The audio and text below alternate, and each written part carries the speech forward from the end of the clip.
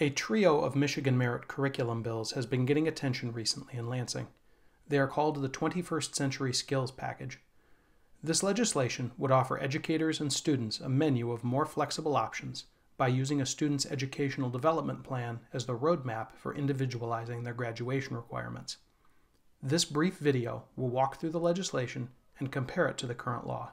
First, it's important to understand that House Bill 4930, 31, and 32, the 21st Century Skills Package, do not make any changes to the standard Michigan merit curriculum. Those credit and course requirements remain the same. Instead, the bills replace the current process known as the Personal Curriculum, or PC, with something called the 21st Century Skills Curriculum. This new approach seeks to simplify and streamline the process for students to personalize their graduation requirements and expand the menu of modifications available for personalization. The PC process is not always well understood, so to begin, let's review what this law looked like when it started and where it stands today. The PC process was originally modeled after the IEP process, and when it was first created, the law required that schools convene a team consisting of at least the student, one of their parents, one of their teachers, and their counselor. That team was supposed to meet and hammer out a plan for how they were going to modify the MMC requirements for that individual student given the options in the law. That plan then needed to be approved by both the chief district administrator or their designee, usually the principal, and the parent. In 2014, the Michigan legislature made a series of revisions to the Michigan merit curriculum law, which included some changes to try and make the PC process more accessible. The legislature reduced the number of school personnel that had to be involved and said either a teacher or a counselor could participate in the process rather than requiring both.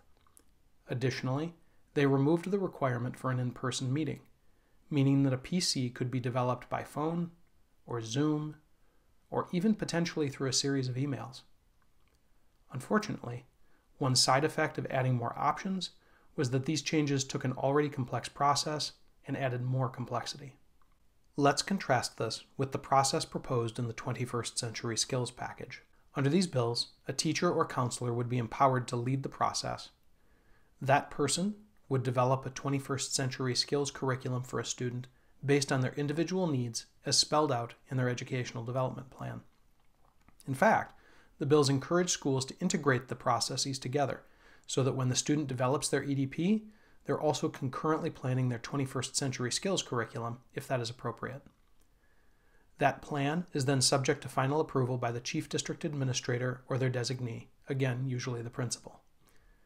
Schools must also notify parents that students are being given a 21st Century Skills curriculum so they're aware and can raise any objections they might have. Since many districts already have parents review or approve student schedules, this could fit within your existing scheduling process. And that's it. No meeting needed, and the bill empowers schools to individualize a student's graduation requirements by using their EDP as a roadmap. As I mentioned before, the bills encourage schools to integrate the EDP and 21st Century Skills curriculum processes. And under the legislation, the Michigan Department of Education is assigned to work with the Department of Labor and Economic Growth to provide schools with models for streamlining and integrating this work. The departments will also provide schools with models for what the most commonly used modifications and pathways are, so that schools will have some information to start with. In addition to a more streamlined process, the bills can also provide students and schools with a menu of more flexible options for what MMC requirements can be modified. If you look at the current restrictions on what can be modified with a personal curriculum, you'll see that the rules vary significantly depending on what subject area you're seeking to modify. Indeed, there are 6 different sets of rules to keep track of. And 3 of the 7 subject areas covered by the Michigan merit curriculum aren't allowed to be modified at all, including world language. This limits the usefulness of the personal curriculum for many students, especially those that would benefit from modifying the requirements in ELA, science, or world language. In contrast, the 21st Century Skills bills have a much simpler set of rules. With the 21st Century Skills curriculum, students may modify or substitute any core subject credit, provided that they do not exceed 2 total credits and do not modify more than 1 credit per subject area. In the elective subjects, students would be allowed to substitute any number of those credits with an equal number of additional credits in another subject. Finally, The options for what substitutions are allowed are the same, regardless of which credit or subject area is being substituted. Students could replace any credit with an additional core subject credit, an additional credit in any of the existing Michigan Merit Curriculum electives, that is, health, physical education, visual performing and applied arts, or world language, a credit in computer science, or a credit in career and technical education. In addition to modifying credits, a 21st century skills curriculum would explicitly allow districts to amend the content standards required to earn a credit in any subject for any student. Students would be required to cover as much of the content standards as is practicable, and those modifications would need to align with the student's EDP. But these two requirements already exist in current law, so rather than imposing additional barriers, the proposed bills would really be adding some explicit flexibility for all students. Some final thoughts on the 21st century skills bills. The additional flexibility and modifications allowed under these bills would be entirely optional.